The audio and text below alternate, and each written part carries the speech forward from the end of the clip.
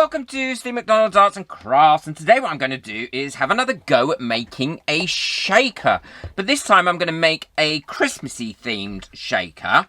Now, when I made a shaker before, I filled it with water, and someone said to me, actually, the best thing that you can fill it with is baby oil. So that's what I'm going to do with this one. And baby oil is a mineral oil. I've got this leftover Christmas tree that I made last year for something, so that is going to be set on there. And I've also got these little wooden cutout reindeers, and I will try and find them and link them on there, and that is going to be set on there. And then fill it with some glitter, and hopefully, Bob's your uncle, Fanny's your aunt, and we'll have a Christmas shaker, because I'm using this dome mould which I used before, and it does work out really, really well.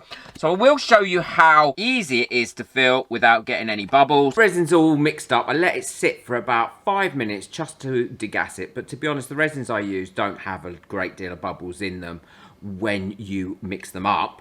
I've poured some in the bottom about a quarter of the way up this mould before I clip the top into place, because this is what actually creates that nice thin shape.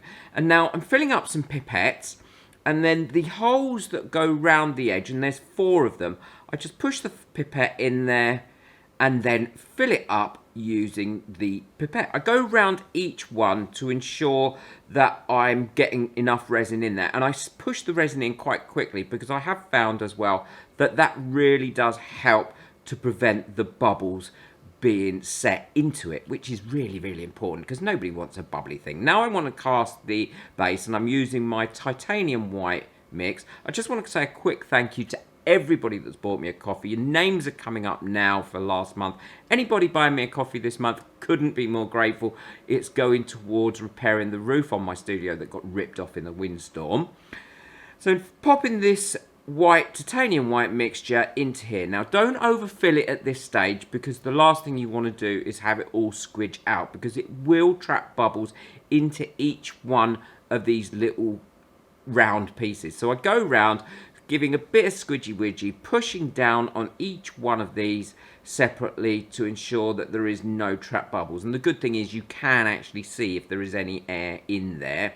So once I've done that, and I'm happy that there's no air trapped in there, then I just fill it up right to the top, slowly filling that up so we don't introduce any more air bubbles, and then I'll go over it, pop any air bubbles using a long neck lighter. Never a torch, remember, because the last thing you want to do is burn this mould and get it all to set on. And once that's done, I'll let it cure up. Okay, well this is all cured up now, so hopefully I did manage to squeeze all the bubbles out of this. It does demold really quickly and easily once your resin is cured. Oh, there we go. So that has come out lively. And all I used in that was my own titanium white mix that I've shown in a previous video how to make. And that's nice and glossy on there. This is always the bit that worries me, because I always think I've probably got a lot of trapped bubbles in it somewhere, because you just can't see it. But so far, the previous ones I've made have been okay, but that doesn't mean that this one is going to be.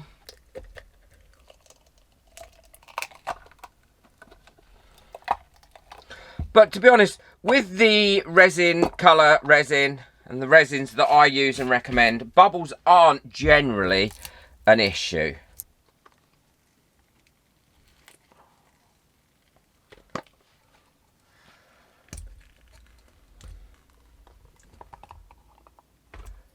Ah, there we go. Yes, that's come out crystal clear. Couldn't be clearer. I am so happy with that. I will need to trim some of this off where I kind of over poured it. All I will do is go around and use my deburring tool on this. I have been told by some people that it should go this way up, but I just think that looks odd like that. I always do it that way up. Got all my bits and pieces ready now. All I need to do is just check that that is going to sit on top of there, which it is. It's all nice and cut down. I did sand it a little bit by just rubbing it over some sandpaper. Always wear a mask. That's giving it a really nice rough up there, which will also aid the glue in sticking. Although I do find that with 5-minute epoxy, which is what I'm using now, then to be perfectly honest, it sticks resin to resin without any problems whatsoever.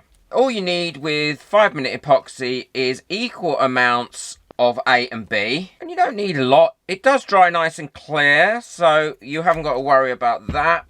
But it's really thick, so once you've mixed it in, it will go quite bubbly. And then all I'm going to do is put some of this on here. And put that into the middle, or as near to the middle as possible. Then I will use a little bit of that on each of these reindeer's tooties. And pop that on in there, like that.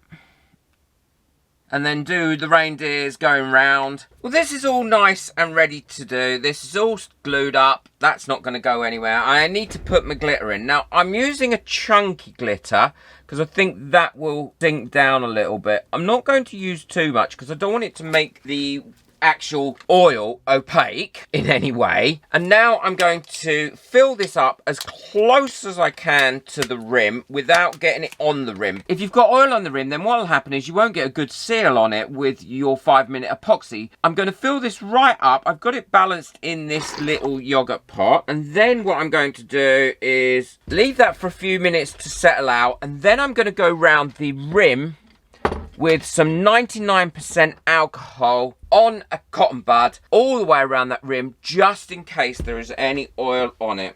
And that way it'll clean it and give it a really good seal. I've forgotten that when you put this in, there's going to be some displacement of oil because the amount of stuff that you're going to be putting in it. So I'm having to remove that. There we go. So that is the right amount in there, I think. And that chunky glitter is floating down there nicely, as you can see, which is great because what you don't want to do is put the really fine glitter in there and then it not float down because I'm using oil. It wouldn't have mattered with the water, but I'm trying this oil technique that I was recommended. Cleaning up these edges, getting rid of any glitter or anything that I've got on there. Now I'm going to go round it with some alcohol, 99% alcohol, because I want to make sure that I've got the neatest little seam there.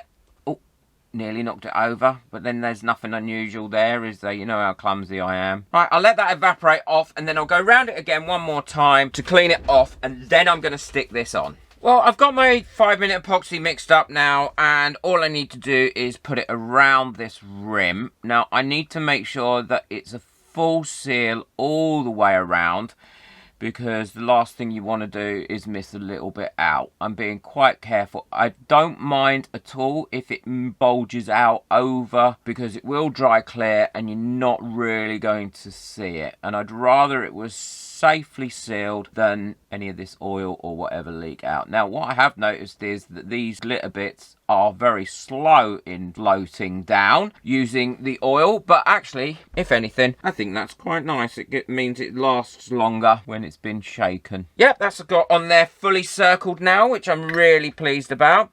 I am going to wipe this as well because I want to ensure that there's no oil on this at all that's going to prevent that seal. And now turn it upside down and pop it on. You know, you do have a bit of movement with this, so you can line it up. And now all I'm going to do is pop one of the bottles on there just to give it a bit of weight while that is curing up. I'm always a bit nervous when these turn. Well, there is a little bit of the glue of the resin that has pushed out around the edges here, as you can see, which is not a problem. That means it has sealed up that seal. Let's give it a good shake. Oh.